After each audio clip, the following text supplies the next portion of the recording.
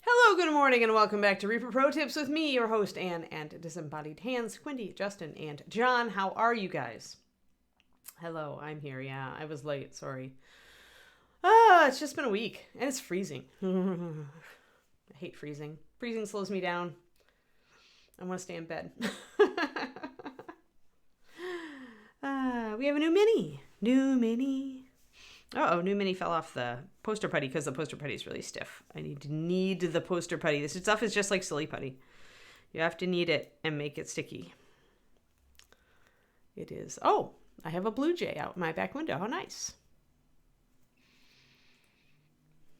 It's like, where did the hedges go? Yes, it's new mini day. Yeah, I do not like the cold. I am sad. The groundhog was right. Stupid groundhog. All right. Slowly, I need the putty so that she'll actually stick to it. I want warm weather back. Very much. That is such a pretty bird. Yay. Bye, pretty bird. I have like wildlife theater here since the hedges went away. I can see everything on my fence. Though soon we'll put in the new plants, so maybe my visualization will not stay. So yeah, once you've got your putty kneaded up a bit, you can stick it back on your plinth. In my case, a simple wood block, which is super cheap. And I can buy a whole bag of them. So I have multiple miniature holders at any given time, which I need, especially for you guys, this show, 6 at a time. I don't think I needed it quite enough, but we'll go with this. We'll go with this. So let's get her in focus. All right, who is she? She could be anything. She could be any sort of wizard. She does not really have any iconography. Yeah, I wish missed him. I would very much like to be there. Yeah, I'm looking at her, and she does not have a set iconography, so she could be a wizard of anything. What is she a wizard of?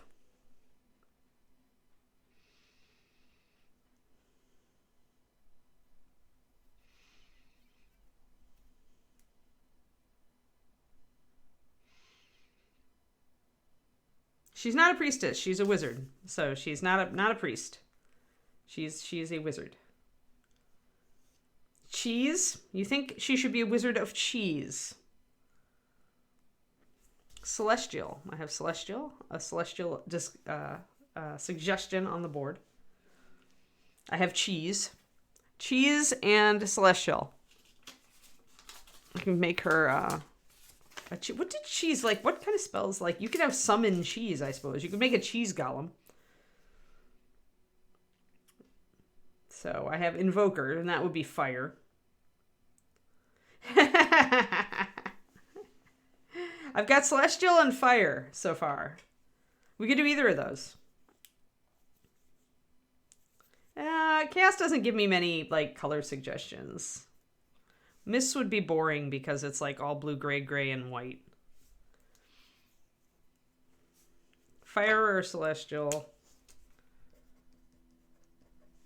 Celestial I feel is like dark blue and like gold or bronze and white, which is pretty. And we haven't done that color scheme before. Fire, celestial, I will put... Celestial is kind of light. It's the same kind of thing. Celestial is like the sun and the moon, Polly. So...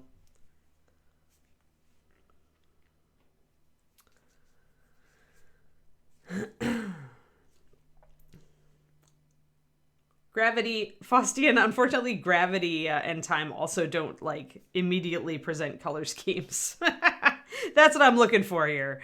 So, I don't know. People seem to be wanting celestial or light, stuff like that. So, we'll go that way. We'll go celestial. That's cool. I'm just looking for inspiration. You're in a blue-gray mood? Yeah, well... I just need a color scheme. So celestial probably means silver or gold hair. What kind of skin tone do you guys want?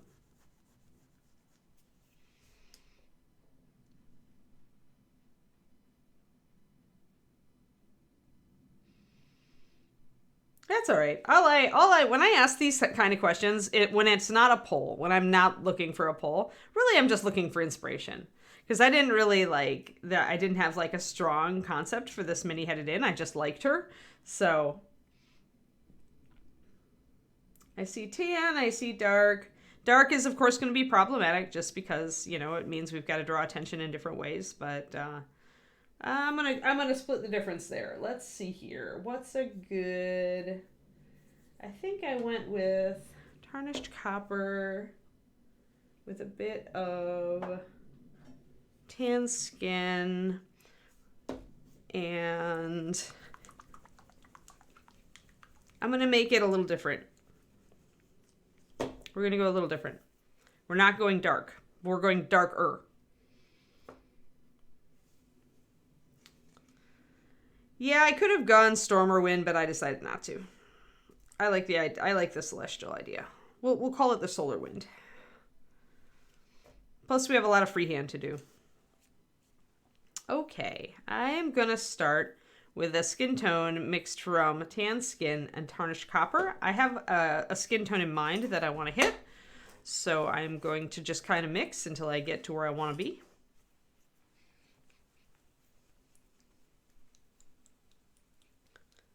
Actually, I might even have a picture. I want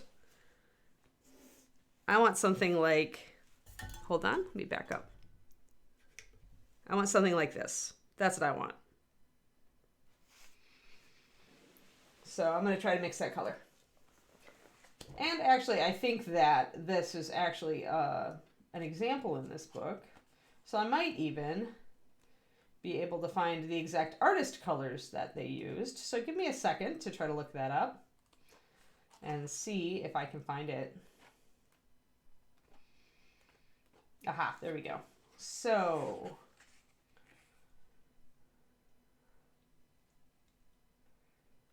warm yellow orange. Interesting. So, yeah, warm yellow orange. Shadow shapes are an orangey brown and a very dark brown for shadows. All right. Yeah, she doesn't, this smart artist doesn't use specific artist hues. They more use descriptive colors.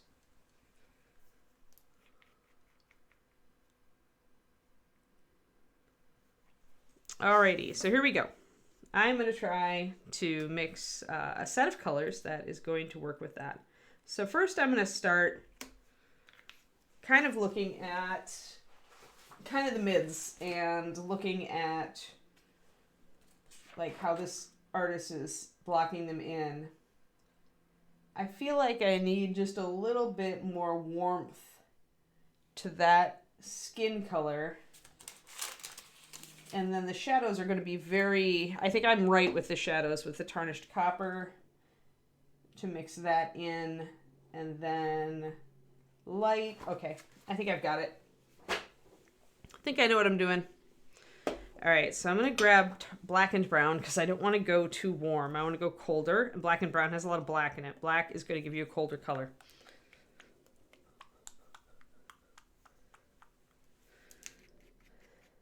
Hey, Tabitha Lynn and Crows. I'm going to go 1, 2 on this. So you might not always think of tarnished copper as a skin tone, but you absolutely can use it to make skin tones because it is that saturated kind of red-orange color.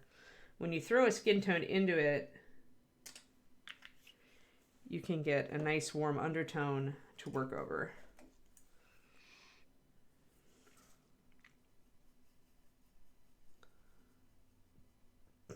And then I'm going to take a brush of that and move it into here. I'm going to take a brush of that and move it into here. And what I'm going to do with that is I'm going to grab a yellow and a white. Yeah, I think I actually want to go with NMM highlight this time. I don't want to go with something too yellow. I want to go more organic. So we're mixing a skin triad on the fly. A little bit of yellow and a drop of white. And gotta do this before it all starts to dry. 2 drops of white, their water, 2 drops of water, 2 drops of water. All right. Now we go backwards. Hit this. Yeah, it's about right. And then this. And then that. And we've created an entirely new skin tone triad. Ta-da! We are creating a skin tone. But I think I've gotten a little bit too... I've lost a little bit of it, so hold on. I've gotten a little bit too thin is the problem to put my paint over this. I should have kept it thicker for my base coat.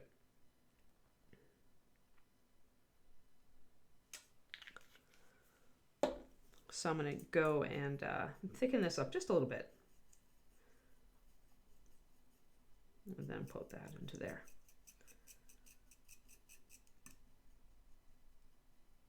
There we go. That's a little better. All right. Feel like that'll work. We'll try that.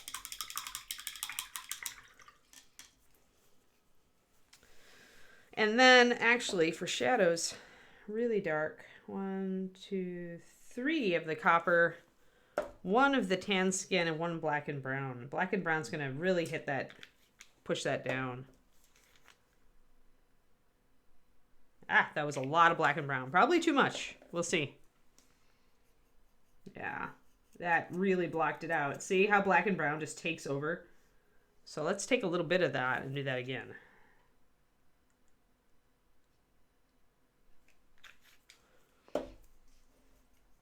That's better. Nice and warm.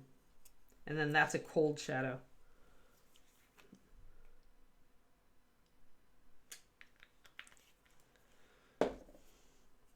So essentially what I'm doing here, if you notice, is I've just picked 2 colors to make my midtones from. Because I wanted a tanner skin, but I wanted it to be a bit coppery. So I picked tarnished copper. Then that creates my middle. And then I'm working pretty much up and down otherwise. I still feel like I need this to be a little redder. So I'm working with a colder color to make shadows and a warmer yellow, off yellow, to create highlights. The more of an artificial yellow you choose to create your skin tone highlights, like the more kind of like cartoony it's going to look, or the more like golden hour, like yellow your light source is going to look. So be wary of going too yellow with your highlights unless that's what you're going for. There we go. I think that's what I want. We'll try that. And if I wanted a very warm and a much softer shadow, I would go with russet brown, which has a lot of yellow in it, and it's not, it only has a tiny bit of black. It wouldn't have carried this as cold.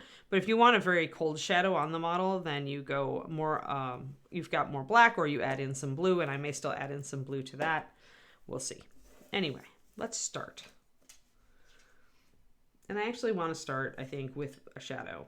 Now, this is not how they do it in the portrait book. Yeah, this is very thin paint. Very thin paint. I'm going to have to build this up. But that's okay. I also want to use not my mixing brush. Boom. There we go. Get this closer. Get this in focus. And let's go. So you can see how thin the paint can be when you're base coating if you're on Bones USA and you have washed the model. Oh, bad mold line. Where did that come from? It's right on the edge. Like, it's right on the edge of the viewing angle, and that's why I missed it on cleanup. All right, hold on. I need to get my knife. It actually is in the other room, I think. Yeah, it is. 1 second. 1 second. We must clean up that mold line. It is ugly. Ugly.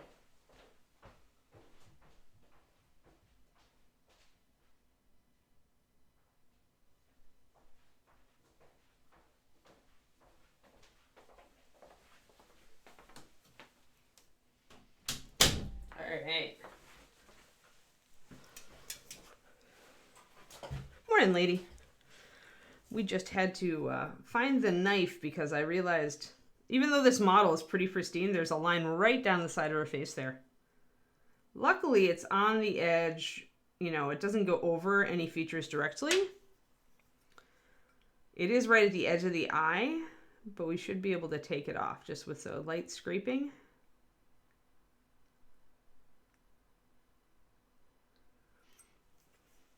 And I did not want to do this with a file just because of precision. So I'd much rather use a knife and just be very controlled. And if you just use a little bit of pressure, you can pretty much scrape a mold line off on this hard plastic. It's very easy. So now I'm just going to clean it up a little bit, make sure I've got it all off. If I accidentally like nick another area, I'm just going to scrape that little nick off. Yeah, gotten it. Now I just need to get down the jawline. There's a couple of threads of plastic. And the key here is very little pressure. You're more almost using the knife like just a scraping tool. You're not trying to actually gouge or cut the surface.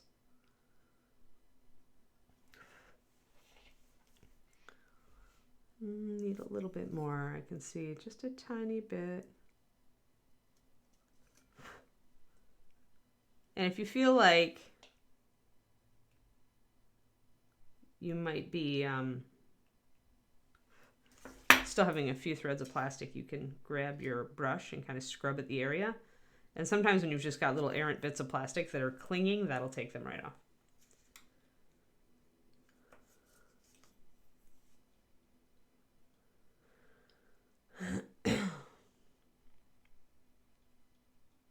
Well, there were really like no mold lines on this model Faustian, so it was even more deceptive. And because it was directly on like the line where the viewing angle, you know, switches, you just wouldn't notice it. But yeah, usually you're right, you do. Usually it's because you're priming though. But with this one, I looked at her, but I was looking at her from front and back and I missed this sideways one. Still have a little roughness down here on the jawline, so I'm still going to work on it.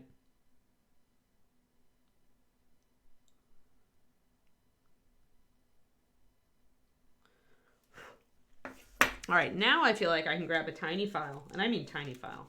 Luckily, I have tiny files. And I can kind of just kind of burnish the surface a little bit. Get those extra little bits off of there.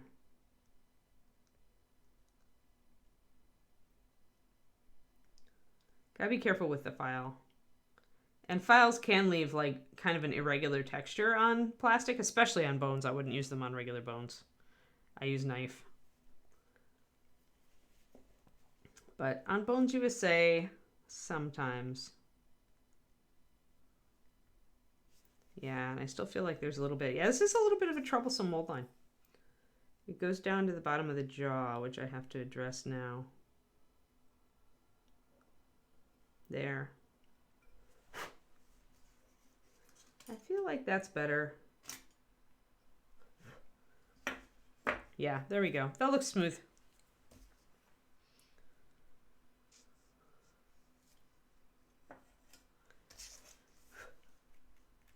And there's a little bit of irregularity in the hair that I'm seeing too, so we'll take that off. While we're in the cleaning mode, man, these are all like subtle things though. Like this model in general, when I got it out of the packaging, was pretty darn clean. Like all down the sides, the molding was very clever. I had to clean off the arm a little bit, but that was okay. And the top of the staff. But other than that, and the sneaky bits that I'm getting right now, it was a very clean mold, this one.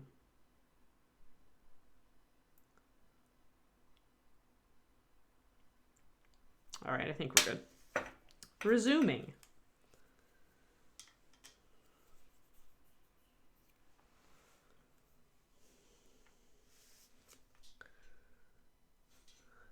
Unassembled and unpainted armies are a peril of the miniatures hobby.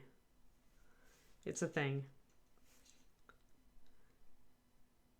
I have an army of space elves that is mostly unassembled and unpainted. Although some of it is painted, so to be fair. But when I have a thing for gaming, I don't actually work on it unless I am actually gaming. So thanks to COVID, that's not been a thing. So this is a very coppery base skin tone.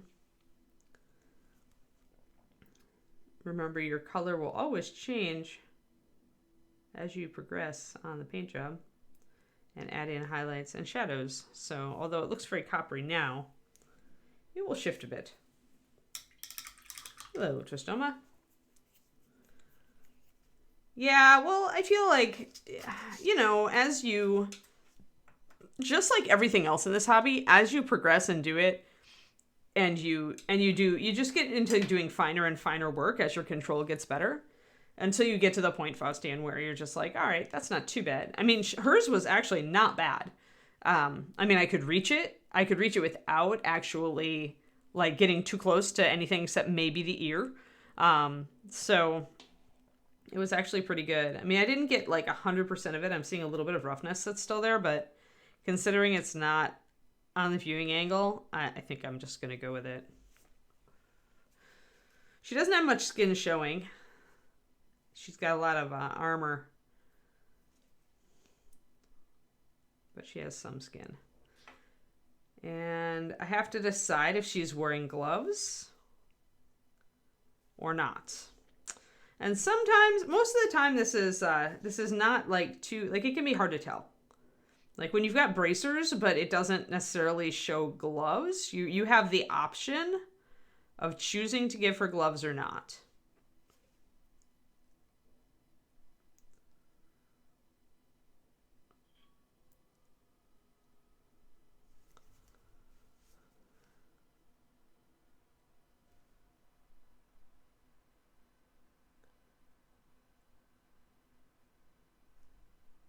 A little bit of flash that I forgot to grab earlier.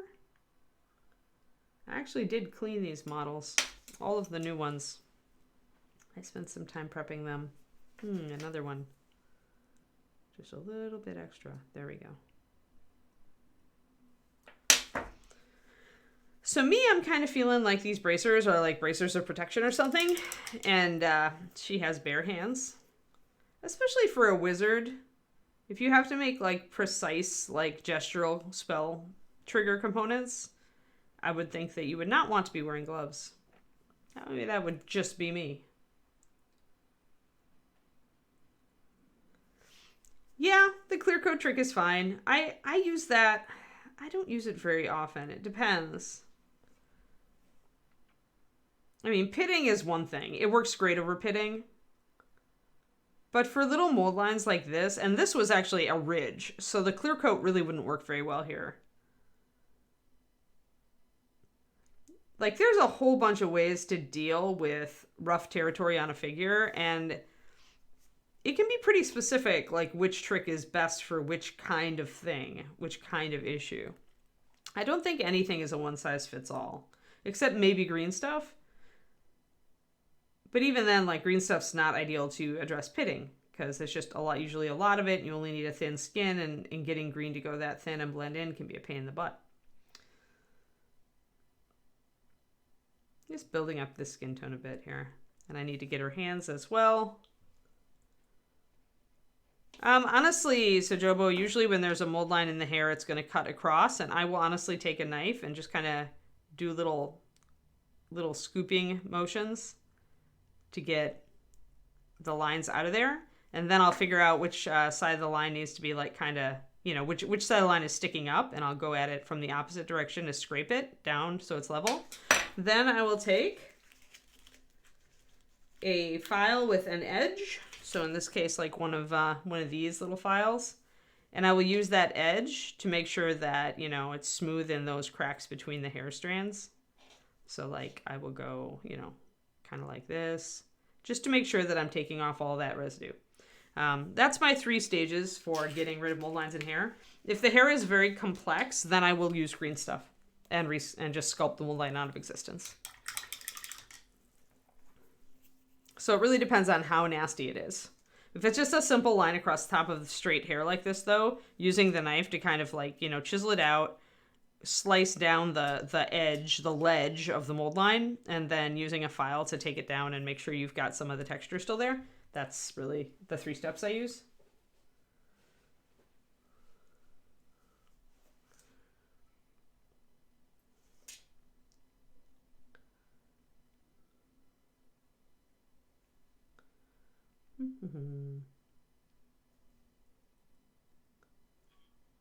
Let's see here. I feel like I need a little bit more brown over the top of this, so I'm going to actually glaze with a different color. Oh, there's a little tiny piece of skin back here that I almost missed under the hair. Boop, there.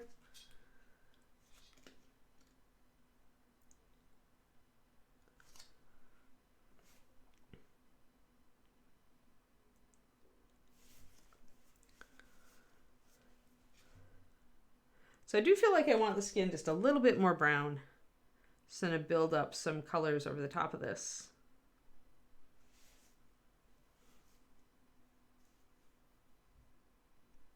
In a moment when it's darker or when it's drier. And when you want to make like a kind of a complex skin tone that's really interesting, like building up different layers of color is a good idea. The fact that I started with a very reddish, coppery-ish color will influence the other colors that I lay down.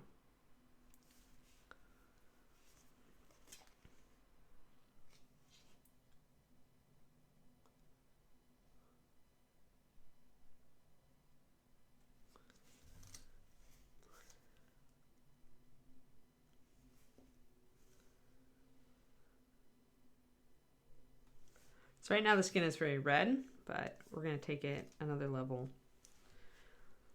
A level down. Need to grab my visual reference. I think I can match that color.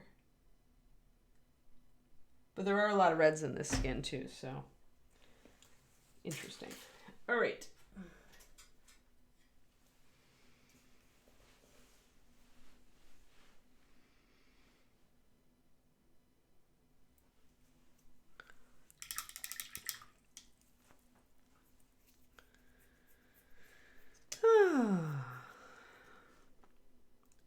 But yeah, I definitely thinned these paints too much in the beginning. Went in for my 2:1 instead of a 4:1. That's all right though.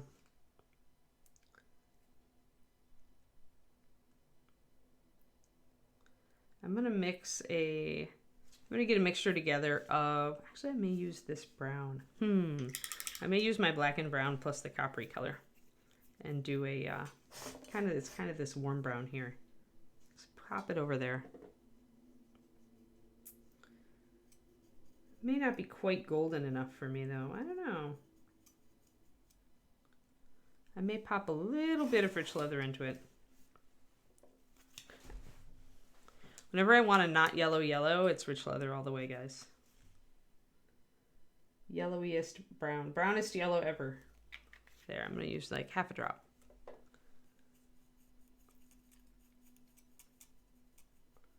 Yeah, I like that better. It's more golden. Will help offset the red and warm it up. That color is there. I feel like, yeah, that's in the right direction. Really, if you want to get really good at skin tones, you just have to remember that usually they either shift reddish or yellowish, or like in the case of some African skin tones, blue. They're really, really dark with kind of almost a blue shadow. But your skin tone can always be adjusted toward red or yellow. Like it really is on a sliding scale of that. And then darks and lights, usually you're just going, up lighter with either a mix of yellow and white or white, depending on your light source.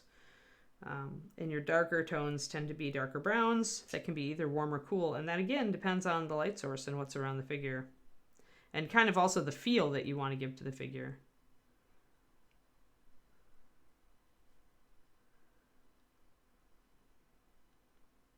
So I'm going to get this copper color on here, and then I'm going to pop on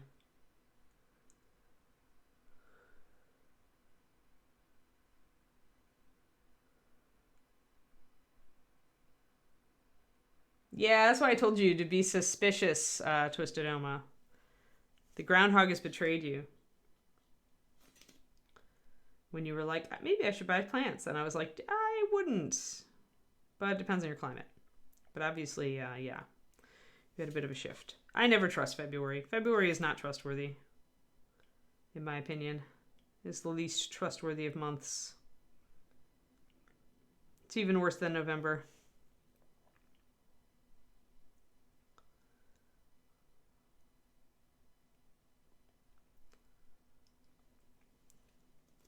I do have a tiny bit of mold line there still on the eyebrow. It looks pinker on camera than it is in person, but I'm about to hit it and make it totally different skin tone.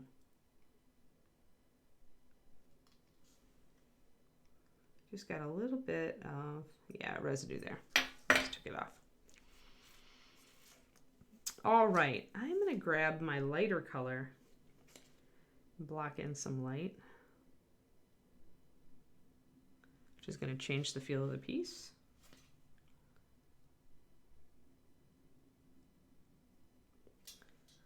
This is actually my kind of my mid.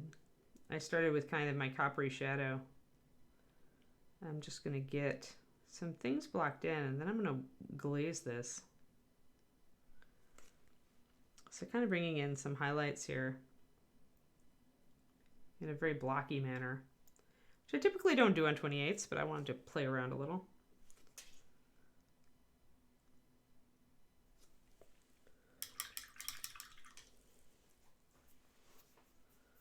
Oh, mini greenhouses never worked for me. They always got too hot because they had sun, but we had cold.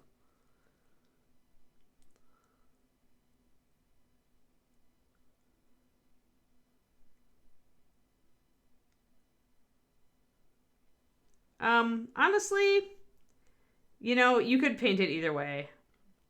I think I'm going to go with pants down here, though. I'll probably just go with a neutral rather than throwing skin tone in here because there's really not enough skin tone on the other side to balance it out.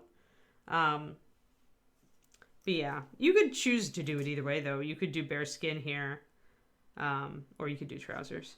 I prefer to think that I would not want to adventure in skirts, so I tend to put my female adventurers in pants. Unless I'm going for the cheesecake vibe.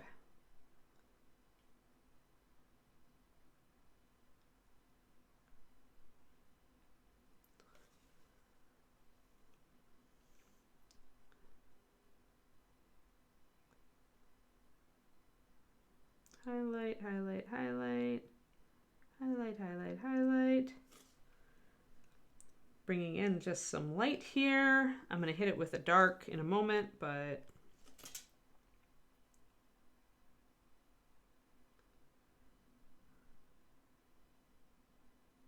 on miniatures, it gets very, very hard to highlight that upper lip, like above the upper lip. The point, the area between your nose and your upper lip should be light. If you look at me right now, you can see that it's supposed to be light.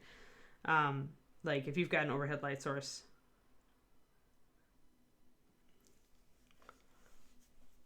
And now I'm going to grab my high highlight. I'm going to try to do kind of an underblocked highlight, and then I'm going to do a glaze.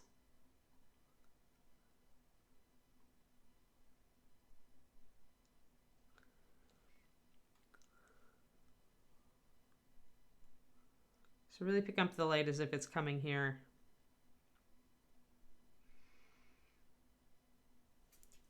But yeah, when you're working with such a small model, it can be very, very difficult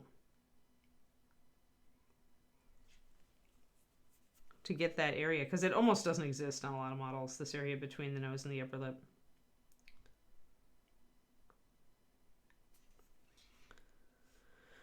I'm painting this differently than I would normally do because I felt like playing around today. Playing around with some different ideas. Pop that down. All right, I think I'm gonna hit it.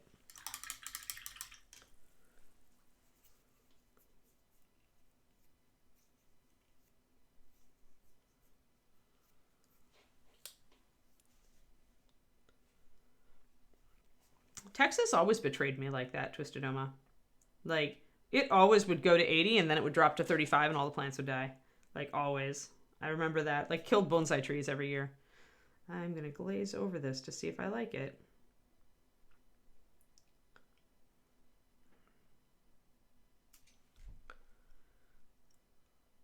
It's going to change the feel. I may put on another glaze as well to bring it down. I may decide that this is a waste of time, or I may not. Actually, I kind of like that.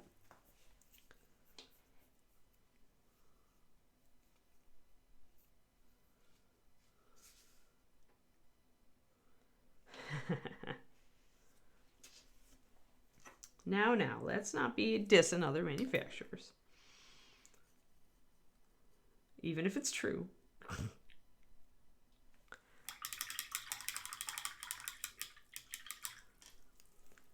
Gonna need another glaze on that, but I'm gonna line actually.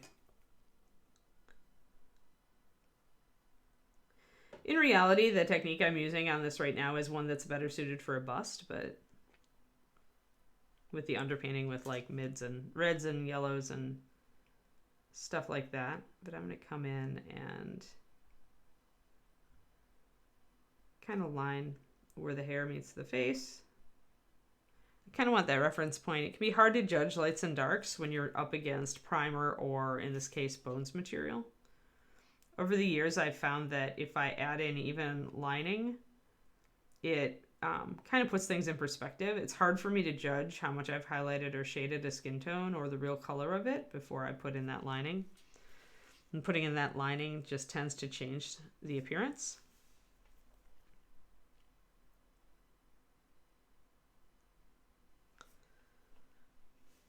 So I'm rocking that right now. I do like the brown effect on it. So I'm going to kind of rock with this, but I do want to get this lining in.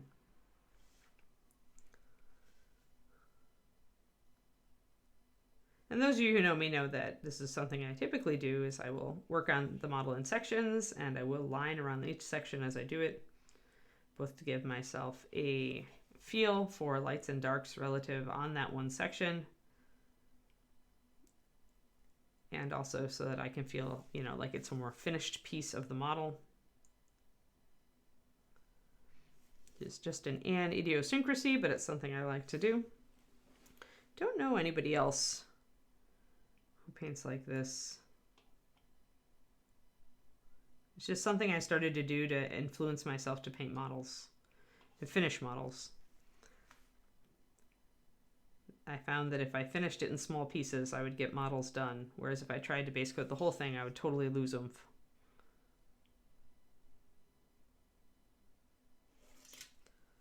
Always line the fingers. Always, always, always. I forbid you to paint without lining the fingers. Just kidding. You can do what you want. But I highly recommend lining fingers.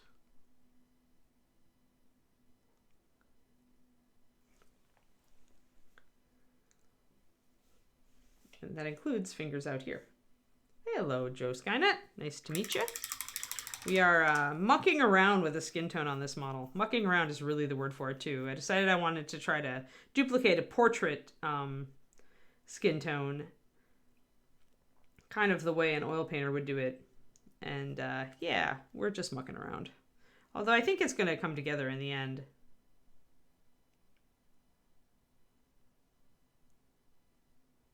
Right now our skin tone is very orangey, but it's going to come down as I bring more... Oh, I definitely missed a spot down here.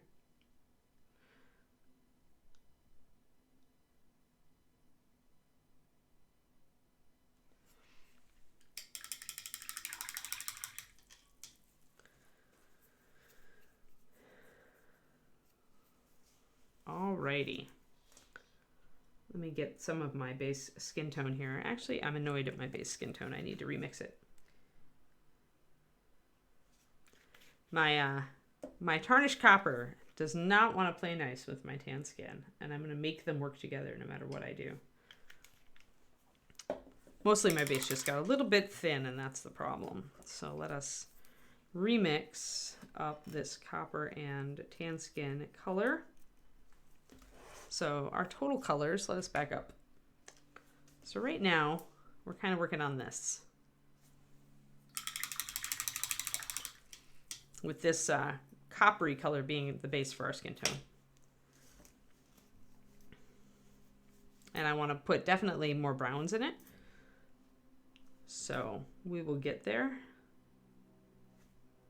But I wanted to stop to line a little bit first. And I realized that the paint didn't take on part of the underhand here, so I'm just going to paint it over. Technically, this entire surface down here is in shadow, and so I should block it in that way, do a bit of wet blending, and take it dark.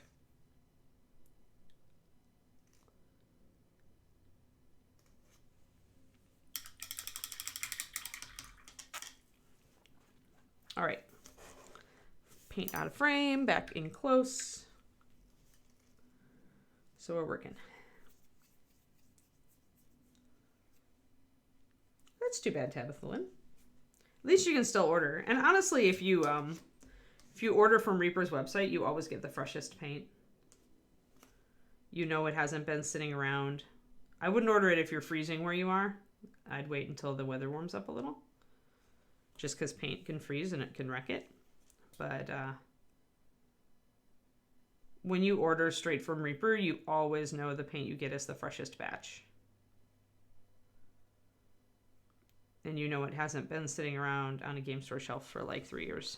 So that is a plus side. It's sad that your store stopped carrying it, but I guess the plus side is that you can order it and make sure that you have a really fresh batch of paint. I mean, Master Series lasts longer than 10 years in the bottle, but if you don't shake it for like 5 years, it can get very sludgy.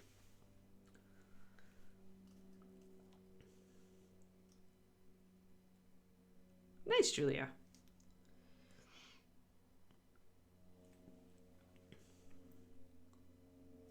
Yeah, we do try to turn it around fast. Like, that's entirely our internet department, like, working really hard. So when you order online, in the notes section, you can put a little note.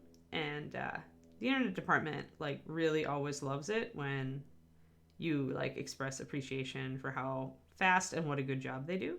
So if I were you, I would totally tell them how awesome they are. Because they really are.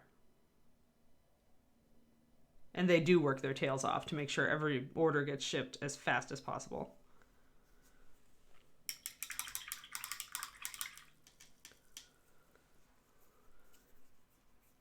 Yeah, the pot paints just dry out. I mean, that's just kind of a feature of a pot paint.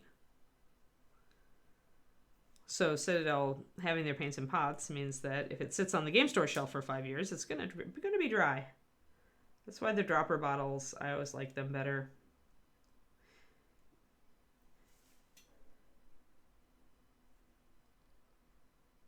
There.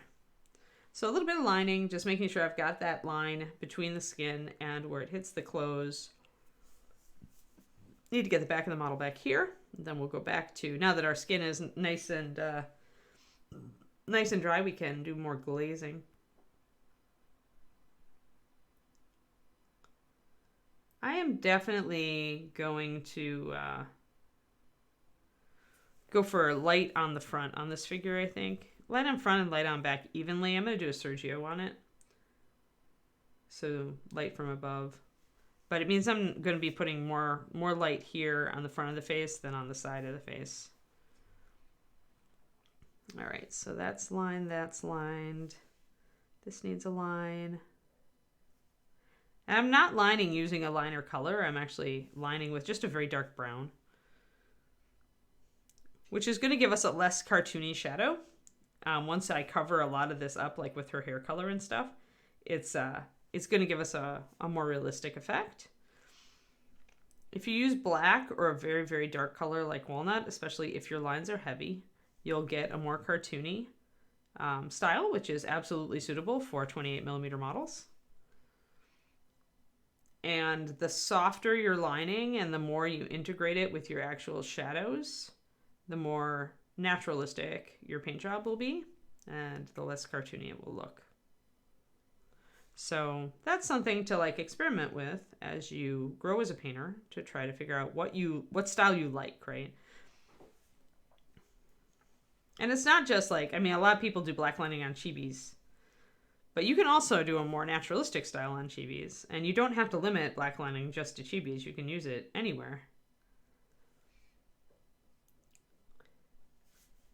I always shied away from pure black as a shadow, and I won't use it because I love more naturalistic painting. So I don't like the cartoony look in general.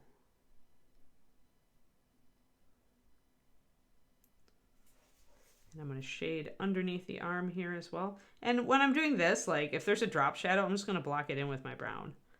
I'm just going to put kind of a stripe of brown there, and same with over here, because that's in shadow, because the arms are casting a shadow. So I know that's going to be darker. I'm going to be painting the color of the cape over the top of it, so it doesn't really matter. It's just me blocking it in so I remember.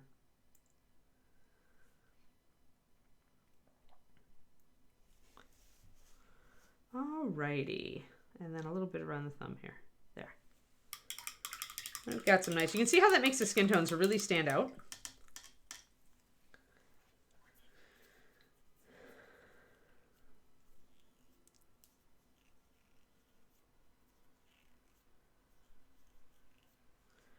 Yeah, thanks. Well, I'm glad about that, Ezed. Yeah, we do try to... I mean, honestly, the orders come in and we try to flip them the same day. We try to be the Amazon of miniature companies. I think these days, because of Amazon, a lot of companies, not just miniatures, but a lot of companies try very hard with their internet departments to make sure that things go out fast.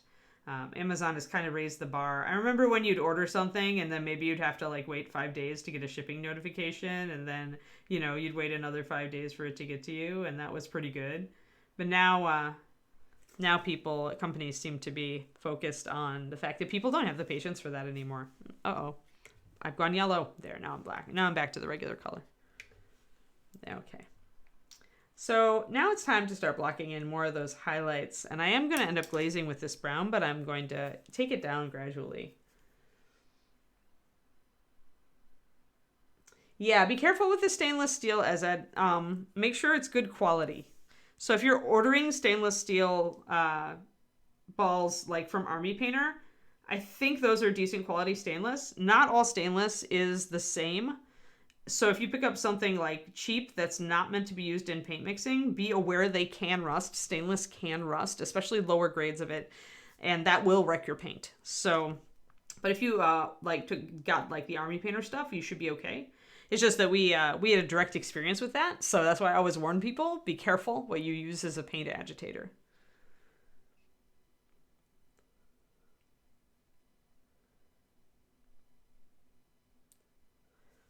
Yeah, the thicker the paint, the more you're going to have to shake it, and the reason is that those thicker paints are made with resins that are actually heavier. Like they're heavier than water by a greater margin than, say, the resins that Reaper uses.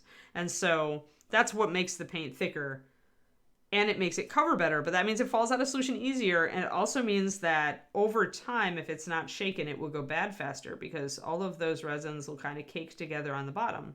So even more than Reaper, which I always tell people to, you know, shake up, give it a good shake like once or twice a year, but even more than Reaper, if you're using a thicker paint, which is most of the other miniature companies' paints, you want to shake those suckers like once a year or 2 years. Because they will settle out, and once that resin starts to settle out, it can really turn into a plug. And once you've got that plug, it'll start to just like turn into solid and not paste anymore. So if it's let go for too long, you will get an unrecoverable paint. So no matter what paint you use, try to shake it like once every couple of years.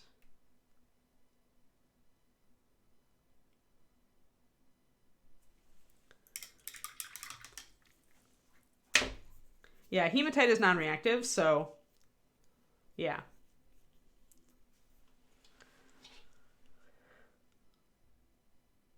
Yeah, they should be okay, I said. One hopes that they tested them pretty exhaustively. we always avoided it because one of our owners, Al, he was working with a different company helping them with their paint line, and they chose to use stainless steel ball bearings, and they had them rust and ruin like pretty much their release. Not good. Let's see, what do I want in here? This is a little dark. Where's my... I feel like this is coming across a little dark on the monitor, so I'm gonna... Yeah, there we go. Now I've got a better...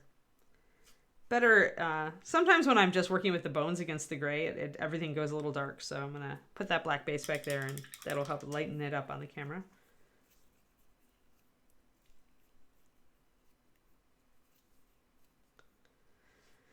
Yeah, I hate that signature requested stuff. All right, so let's get some of these highlights on the skin over here. And I'm not, because I know I'm going to be glazing, I'm not going to blend a lot on this coat. Uh-oh, we went yellow again. No, don't go yellow. Boof. I hate it when my camera goes yellow. There we go. We'll just do this. It seems to mostly want to go yellow when it gets very close. So I'm mostly going to dab in the highlights where I want them, and then I'm going to be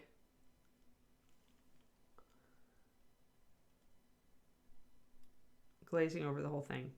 And when you glaze, it does blend in layers, so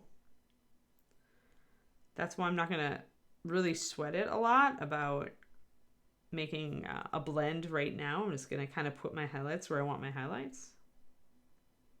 A little bit of a highlight here at the corner of the jaw. A little bit of a highlight back here. So I'm bringing the skin tone up a little bit.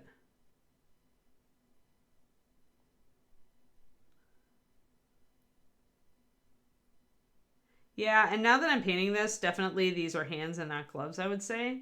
The wrinkles in the hands are actually sculpted on, and so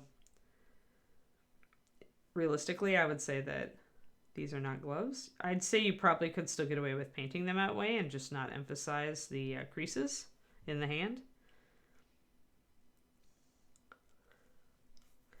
I'm going to grab a little bit of shadow here because I want a little bit of shadow on the ear here.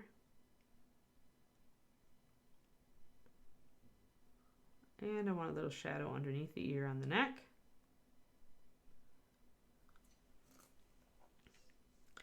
Remember, the more contrast you can put, like putting this shadow on the neck underneath the jaw, the more like all the details will stand out on the model.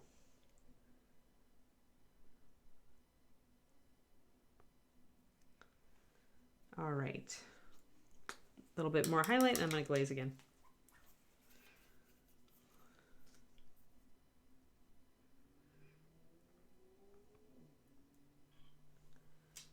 I think people do that, have been doing that for ages. I know we had a problem with that in my old neighborhood, where people would follow the trucks and steal stuff.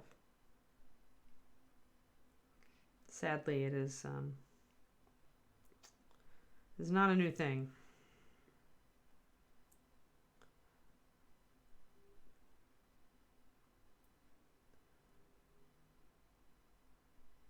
All right, more highlight there, highlight on these fingers.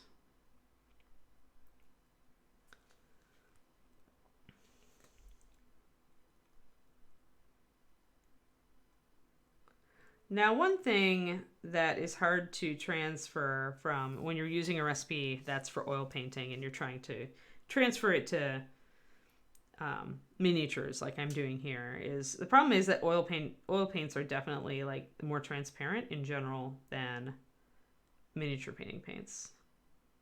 Because miniatures paints go for coverage so much, even MSP, you know, we like to give you a decent amount of coverage for most colors. It means that you can't just glaze and glaze and glaze. You'll start to cover up stuff. This is the same problem with using zenith and underpainting and grisaille, which work great in oils, but don't, you know, they're more challenging. They can be more challenging to use in MSP or miniature painting in general. So I'm raising up these highlights. Then we're going to knock it all down. So I maybe have a couple of good glazes for this. And then we'll see.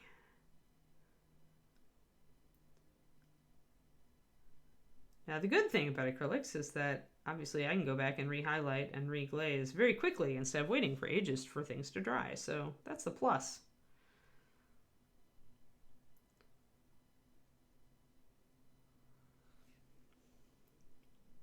And I got to remember the back of the face here.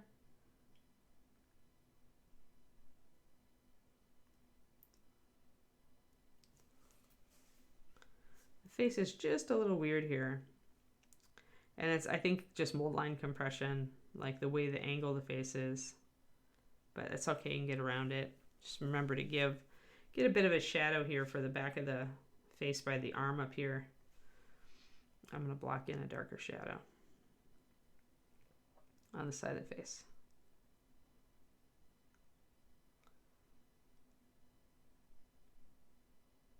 To keep the light more toward the front.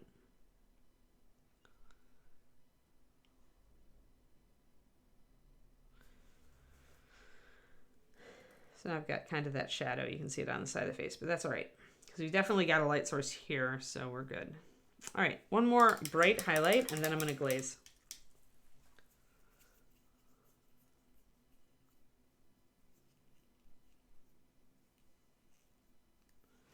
Yeah, when you're out in the middle, yeah, we're in a pretty decent neighborhood here, so I haven't had anything. Plus, we have a gate, so like they'll actually put it inside the gate, so nobody sees it. So unless somebody has been actually like sitting right behind the truck, they're not going to necessarily notice that we had a delivery.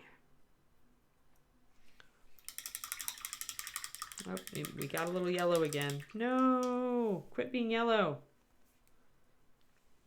Silly thing. There it is. It's so silly when it does that. Oh yeah, I remember what I did last time. Hold on. Let me get my paints to solve this problem out.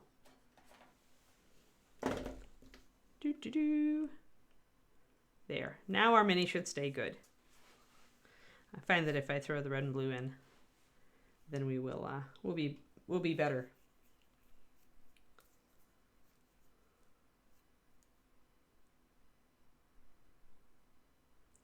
Yeah, shipping can be problematic.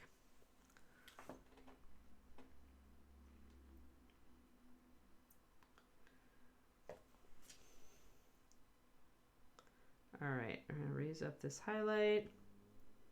Get this, get this, get this, that. Just getting some really bright highlights on the face here. Because I know I'm going to glaze. So I'm going to bring everything up in order to hit everything down. And change the color. Like I said, we're experimenting today.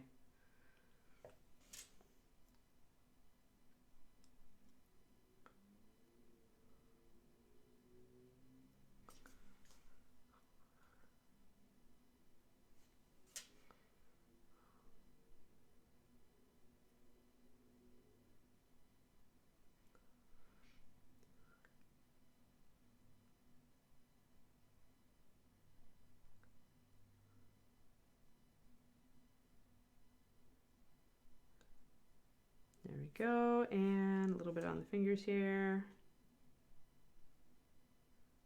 And then I'm gonna glaze. There we go. All right, let's hit this thing with a glaze and see what it does.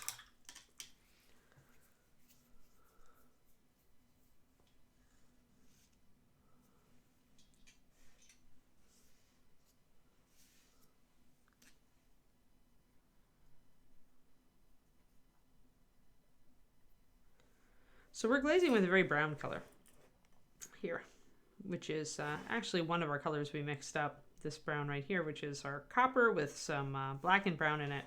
And I added a little bit of rich leather to make it just a bit.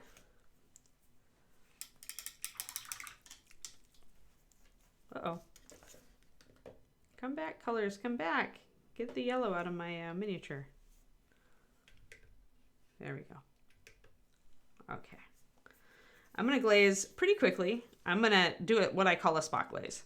So when you're glazing big areas, then it pays to use a big brush with a lot of glaze, spread it all over the surface, and then wick it off. But when you're glazing very small areas like this, you really can just apply the glaze really thinly over the whole surface as if you're putting on a base coat, but with really, really thin paint. And the key here is not to let it pool. So just going to brush this color over the top of the face and the back side. Look at it, check it, make sure it's not pooling anywhere. If it is, kind of slurp it off. It's going to start to dry really fast. Now I'm going to go over here.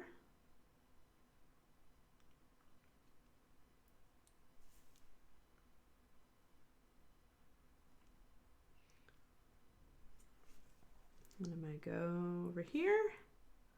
Make sure your, because glazes tend to be very thin, make sure that your glaze is staying in consistency, even if you have to stop glazing and remix it. Even with MSP, some colors will separate just because of the pigments used.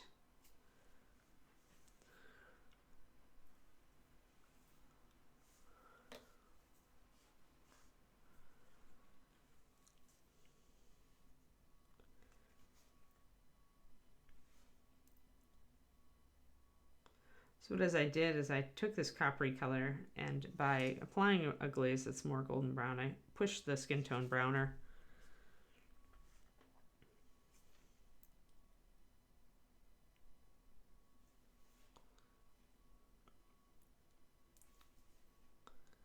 So again, don't let it pool.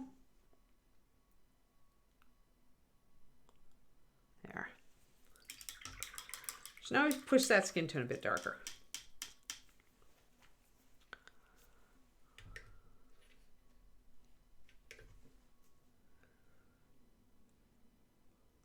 That's pretty good.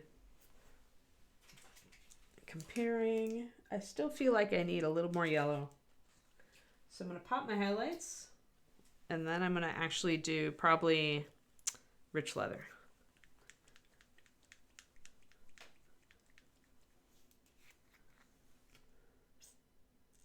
Probably wouldn't have mattered what the parcel was if the dog was bored. The dog's just like, bored. Oh, something I can destroy. Yay.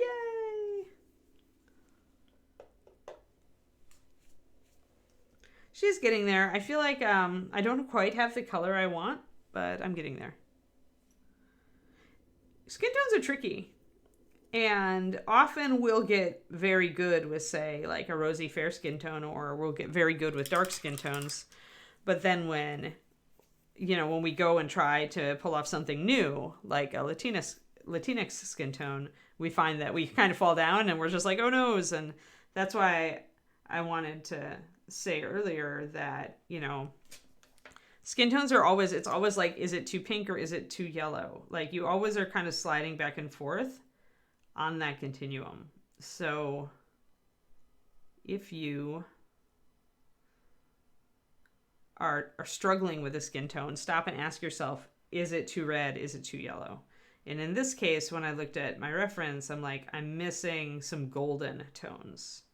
So it needs to be a little bit more yellow. So I'm going to reapply a little bit of my highlight, because when I'm glazing again, I'm going to lose some of that.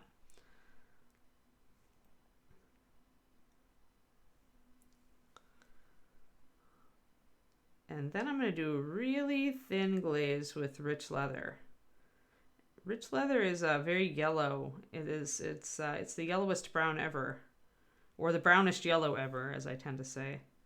I treat it like it's a yellow, rich leather, and that's I do the same with polished leather. But polished leather is much more orange and very vibrant. So this color is the one that I like to use. If you add white to either of these, that will actually produce a color that looks yellow. It'll be a brownie yellow, but it'll be a yellow. So that's how I know that I can use these as yellows. If you add white to them, that's the color they go. And when you're making skin tones, especially when you're mixing highlights, you're adding white usually. So that will slide this toward a more golden tone.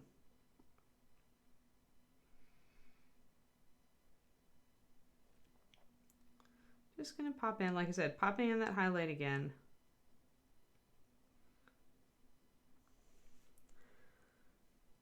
And I want to hit this forehead.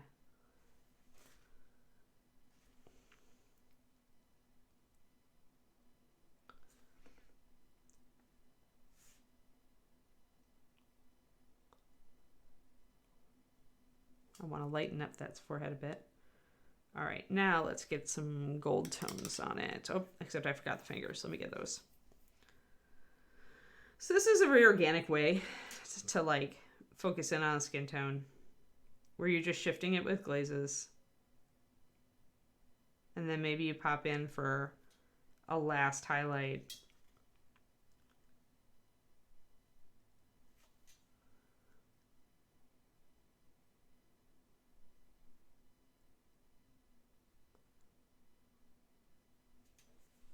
All right. Yeah, this is a lot more complicated of a method than most people. If you're just starting skin tones, here's a glaze. If you're just starting with skin tones, you don't have to do anything this complex.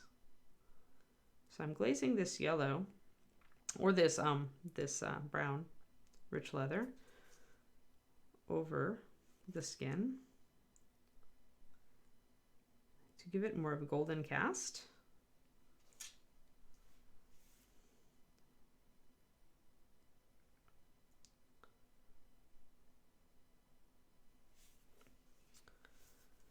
And that's more like what I was looking for. Let's get that black base in there so you guys can see it. Yeah, I like that. So again, when you're doing your skin tones, check, and especially if you're looking for a particular ethnicity, always have a photo reference. And then make sure that, like, you ask yourself, is this too yellow? Is this too red? It's usually going to slide one way or the other. If it's ashy, then you've gotten too much black in your paint and you need to back out and reevaluate the colors you're using to highlight and shade. So yeah, that's pretty much what I wanted. So not a dark skin tone, not a tan skin tone, somewhere in between.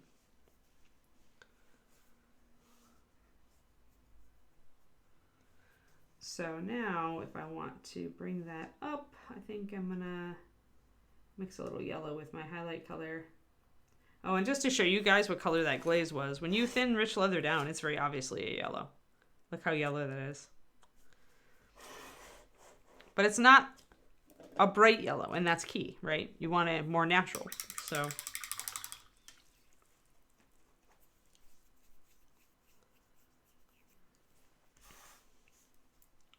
I'm pretty happy. I feel like I want a little bit more highlight across here. And a little bit more highlight here.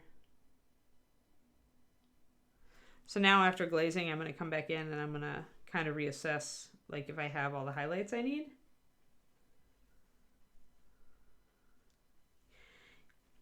Yeah, well, same with this, right? This is not an easy skin tone, Val, right? So same thing.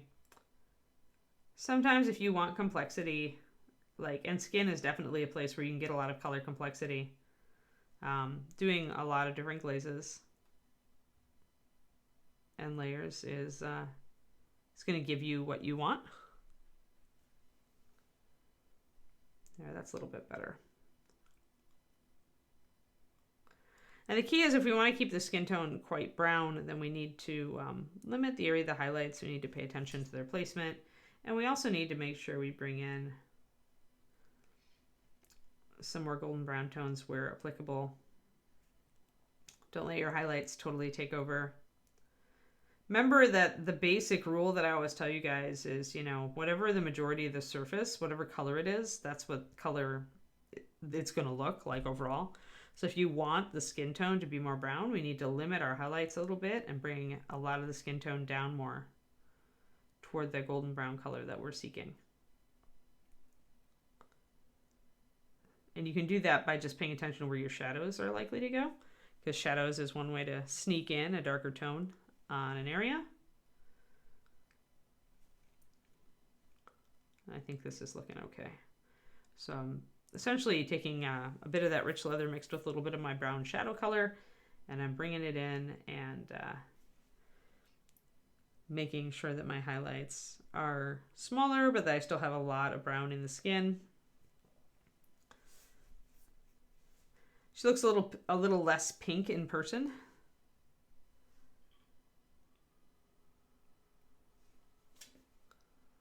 lost some highlights back here, so we can bring those back in.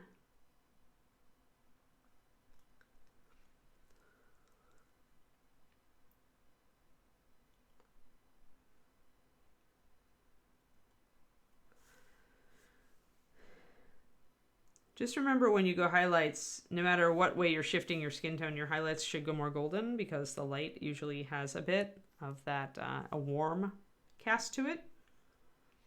There we go. I think we're good. I like that. All right. Blonde or silver hair, guys? Guess we could go black, but black, blonde, or silver?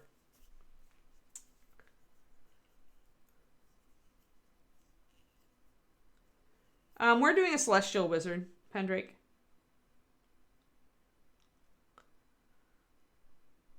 I've got silver, silver, silver, blonde. Mostly silver. Much silver. Lots of silver. All right, cool. She's a small model, so I don't mind doing silver on her. All right, so base hair tone is gonna be a gray. And I want to mix some stuff into it because it can't be dead. It cannot look dead. So I'm going to go with a blue. I'm going to think about what blue I want to use on the rest of her. I'm going to be going with some darker blues and some aquas and gold and silver. So let me think a tick. I think I'm going to go with just a little tiny bit. Either Ritterlick or if I go with Surf. Yeah. I'm going to go with Ritterlick. We'll see. I like to use more of a blue-gray usually, but this model we're going with a very vibrant color scheme. So I'm going to start with a bit of a vibrant color. The silvers win.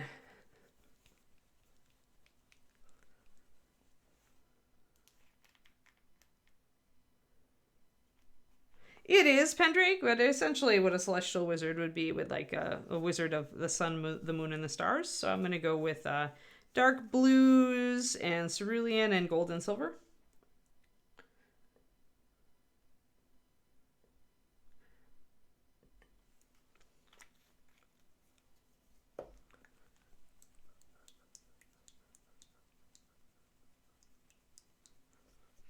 Sometimes I think that Warhammer had fun ideas, so I always liked the idea of a celestial wizard. That sun and moon were both light and wasn't separated.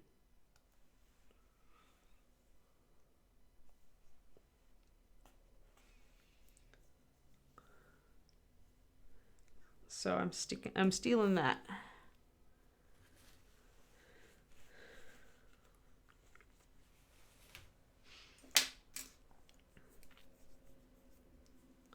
All right, I'm actually just going to put a drop of this Ritterlick blue on the top of the bottle, and I'm just going to take a tiny bit of that and mix it into my gray, because Ritterlick is a beautiful dark navy blue, but it has a lot of blue pigment in it, and I don't want her hair to go blue, so I don't mind going a little bit blue-gray in the shadows, but I'm like going to take like a tiny, like that, and mix it in.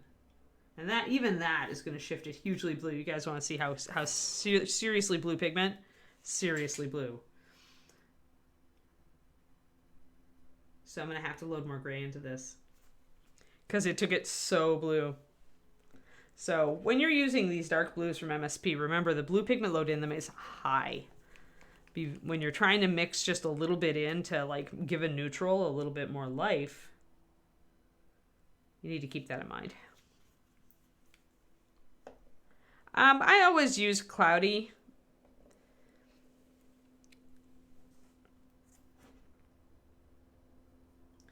On a very light hair, I like to start with my shadows. Otherwise, I find I don't get dark enough, Julia. So this is quite a dark gray to start white hair with, but I'll be bringing it up significantly. There we go. A bit better. Hey, Neural, thanks for the resub. 28 months. Sweet.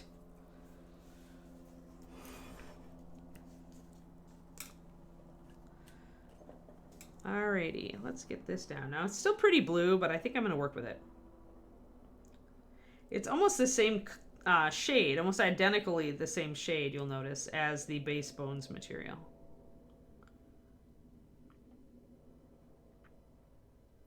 So essentially her silver hair is going to have a bit of a blue tinge in the shadows, and that's pretty cool. And it goes with being a celestial wizard, I think.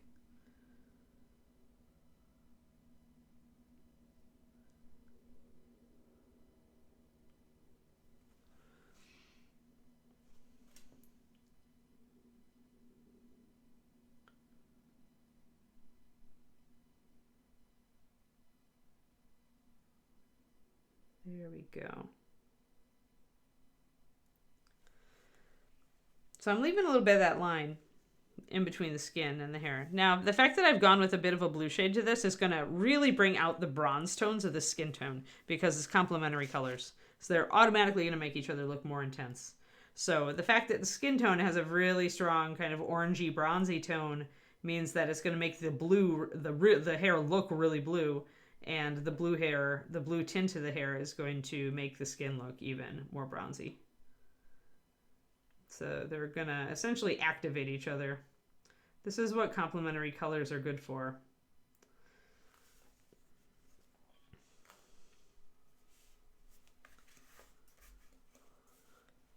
Yeah, I'm going a bit more blue than I would normally go with this, Julia. Usually I would just mix a drop of Ashen Blue, 57, into my gray, and that would not give me nearly as strong a blue color, but it would still make it a little bit more complex. Here I decided, since we are dealing with a magical person, I might try to go this way. Plus, if I make this cape, part of this cape, dark blue, then it's totally going to bleach out and you're not going to notice the blue in the hair at all. Everything will change as the colors get added onto the model. So you always, if you paint like me and you do the sections thing because it motivates you to finish stuff, then you always kind of keep in mind how things are going to change. I know that part of this is going to be light or dark blue or both. And so I know the minute that I put that more intense blue on it, the hair will stop looking blue. So that's part of why I'm not too worried about having this relatively intense blue tinge to the hair. But once you put a real blue next to this hair, it's going to look gray.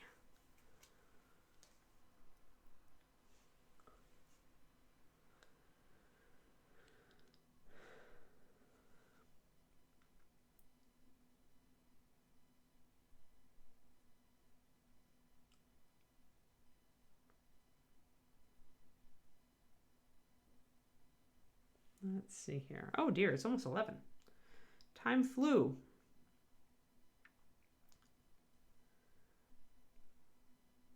And just a quick mention for those of you who like the early content, who are on my Patreon, I put up a post with the 2 new miniature painting fundamentals videos yesterday. So that's patreon.com/paintingbig. For those who do not know that I had a Patreon, I do, and I love it. People on there at all levels get early access to the stuff that I'm doing for YouTube right now, in addition to all the other content I put out.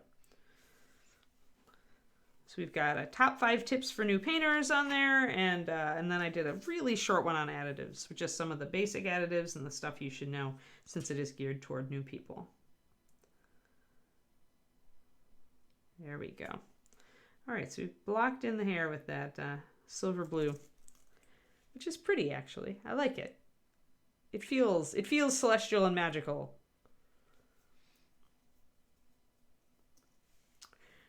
Can you see that it's a little bit more blue than the bones material though, Kendrick? But yeah, the smaller it is, the less you'll see the difference.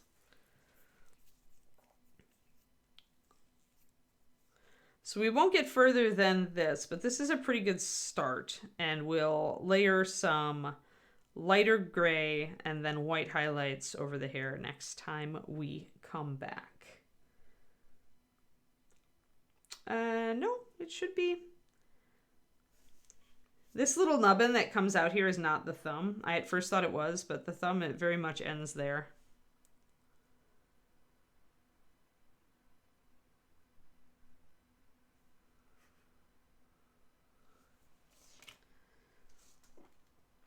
I could put more of a line around the thumb to define it. Was trying to not paint over the line totally, but the thumb stops here, and there's no blue on it.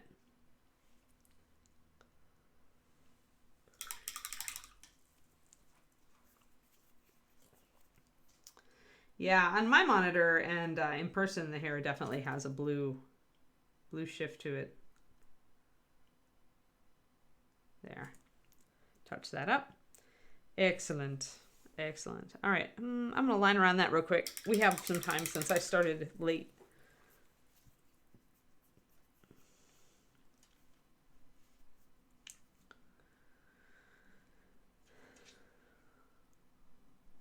Let's see here.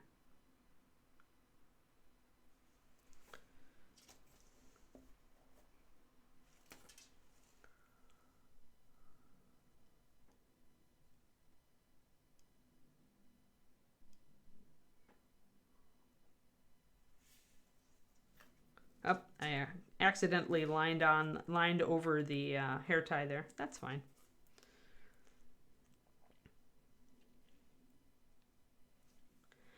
It's like similar. It's a bit darker, I would say, Kaz, but close. Maybe I can do a single highlight on it. Just want to get it kind of separated from everything else right now. I know I'm going to be painting this little hood piece later, a different color. All right, let's actually grab some lighter gray, just because we have a few minutes extra since I started late. I'm going to go to Misty Gray, but I'm going to mix in a little bit of my previous gray. You can see the difference, though. Like this, putting Misty Gray next to this shows you how dark this hair actually is. Oh, you have Nuka. Oh, Luca. Okay, well then, I'll have to make up time tomorrow. Saved by the alpaca. Thanks for the reminder, Quindy. The days of this week, because I know I have travel at the end of it, the days of this week are just running together for me. Running together. Oh, and just a reminder, everybody, I will not be on Friday. Also, I will not be on the following Monday, because this is my travel day. This is the only way I could get a decent flight to see my parents was to get a Friday through Monday. So, nope, you're going to get highlights next time. Oops. Thanks for tuning in, everybody. What we did is we did skin in rather an unusual way. We did a lot of glazing, and we started with different colors to try to move back to kind of a light brown skin tone, which I'm pretty happy with right now. We'll see how it transforms as the model progresses. So yeah, tomorrow, you know what? I think tomorrow I'm kind of like conflicted. Like I'm not really feeling the base love on this guy. And so I feel like tomorrow we may start the Centaur. Like, since we always seem like we're starting models together for some reason, and we just started this one today, so now we'll start the Centaur tomorrow. So, but yeah. All right, cool. Yes, so probably tomorrow we do Centaur, and I'll have to think about. I want to do an Appaloosa for him, so I just have to figure out what color I want the horse bits to be, and then once we know what color the horse bits are, we will know what color the skin is, or we'll be able to at least choose something that looks good. Bones 5, correct, from the Greek Odyssey. It's I only ordered a couple things from Bones 5, and the Greek Odyssey was one of them. So. Alrighty, here we go. Thanks, everybody, and I will see you again tomorrow for Horsey. We'll talk to you later. Have a great day.